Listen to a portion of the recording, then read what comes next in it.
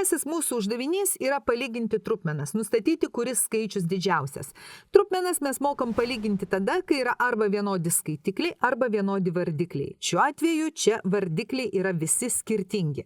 Kadangi vardikliai skirtingi, mums teks trupmenas subendra vardiklinti, tai yra rasti jų visų bendrą vardiklį. Paprastai mes ieškome bendro mažiausio kartotinio, bet čia aš negaišiu laiko, vardikliai yra 4, 5, 6, 7, reiškia šių skaičių sandauga 4 × 5 × 6 × 7 ir bus mūsų bendras vardiklis. Taigi, norint bendrą vardiklinti, mes pirmos trupmenos vardiklyje turim ketvertuką, mums trūksta penketuko, šešetuko ir septyneto, tai ir skaitiklį ir vardiklį mes dauginam iš šių skaičių. Antros trupmenos vardiklyje mes turim penketuką, mums trūksta ketverto, šešeto ir septyneto, reiškia ir skaitiklį ir vardiklį padauginam iš šių skaičių.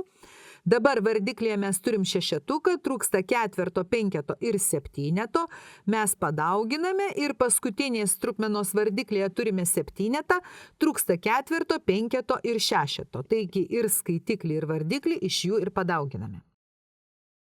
Dabar mums reikėtų sudauginti čia skaitiklius ir vardiklius, bet mums gal nebūtina dauginti, mumsgi nereikia apskaičiuoti, mums reikia tik nustatyti, kas didžiausias. Vardikliai visi vienodi, tai tikrai nedauginsiu, na, o skaitiklius galbūt vertėtų sudauginti, bet aš pamėginsiu nustatyti ir taip. Tarkime, lyginu šitus du skaitiklius, kuris didesnis. 6 × 7 sandauga yra abiejuose skaitikliuose, bet čia yra 3 × 5, o čia 4 × 4. 3 × 5 = 15, 4 × 4 = 16.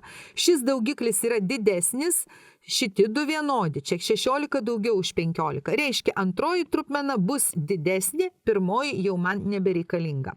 Dabar lygiai taip pat aš lyginu antrą su trečia, yra ketvertai ir septynetai dauginamieji abiejuose, bet čia yra 4 × 6 = 24, o 5 × 5 = 25. Vėl tai reiškia, kad šita mūsų C eilutėje esanti trupmena yra didesnė.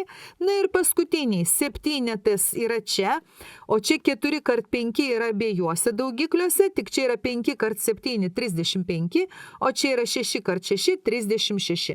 Vėlgi didesnė bus mūsų ketvirtoji trupmena. Taigi, mūsų pirmas uždavinys išspręstas ir D eilutėje esantis skaičius yra didžiausias.